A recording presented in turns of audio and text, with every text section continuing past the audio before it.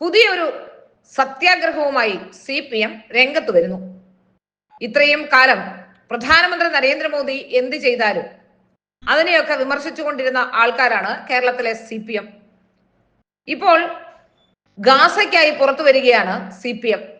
രാത്രി 9 മുതൽ 9:30 വരെ മൊബൈൽ ഫോൺ ഓഫാക്കുകയും സോഷ്യൽ മീഡിയയിൽ നിന്ന് പുറത്തിറങ്ങുകയും ചെയ്യുക എന്ന പുതിയ ഒരു ഡിജിറ്റൽ ലോകത്തെ തടസ്സപ്പെടുത്തുക എന്ന ഉദ്ദേശവുമായി ഗാസയ്ക്കായി ഡിജിറ്റൽ സത്യാഗ്രഹവുമായി CPM വരുന്നു.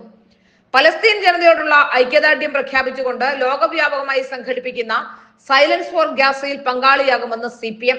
ഒരാഴ്ചത്തേക്ക് പ്രാദേശിക സമയം രാത്രി 9 മുതൽ 9:30 വരെ ഫോണുകൾ സ്വിച്ച് ഓഫ് ചെയ്തുകൊണ്ട് സംഘടിപ്പിക്കുന്ന സൈലൻസ് ഫോർ ഗാസ എന്ന പരിപാടിയിലാണ് CPM ഭാഗമാവുക. ഗാസയിൽ ഇസ്രായേൽ നടത്തുന്ന ആക്രമണത്തിൽ വിവിധ ബഹുരാഷ്ട്ര കമ്പനികൾ എങ്ങനെയാണ് പങ്കാളികളാകുന്നത് അടുത്തിടെ പുറത്തിറക്കിയ ഒരു UN റിപ്പോർട്ട് വിശദീകരിക്കുന്നുണ്ട്. ഗാസയിൽ നടക്കുന്ന ഇസ്രായേൽ ആക്രമണത്തിൽ ഈ കമ്പനികളുടെ ദുഷിച്ച പങ്ക് തുറന്നു കാട്ടപ്പെടേണ്ടതും അവർ ജനങ്ങളോട് ഉത്തരവാദിത്വം ഏറ്റുപറയേണ്ടതുമാണ് എന്നാണ് ഇവരുടെ വാദം. വംശഹത്യക്ക് കാരണക്കാരാകുമ്പോൾ പോലും ഈ ബഹുരാഷ്ട്ര കമ്പനികൾ നമ്മുടെ ഡിജിറ്റൽ മേഖലയിൽ സജീവമാണ് എന്നാണ് ഇവരുടെ കണ്ടെത്തൽ. ഓരോ ദിവസവും അരമണിക്കൂർ നമ്മുടെ മൊബൈൽ ഫോണുകൾ ഓഫാക്കുന്നത് അത്ര വലിയ കാര്യമല്ല.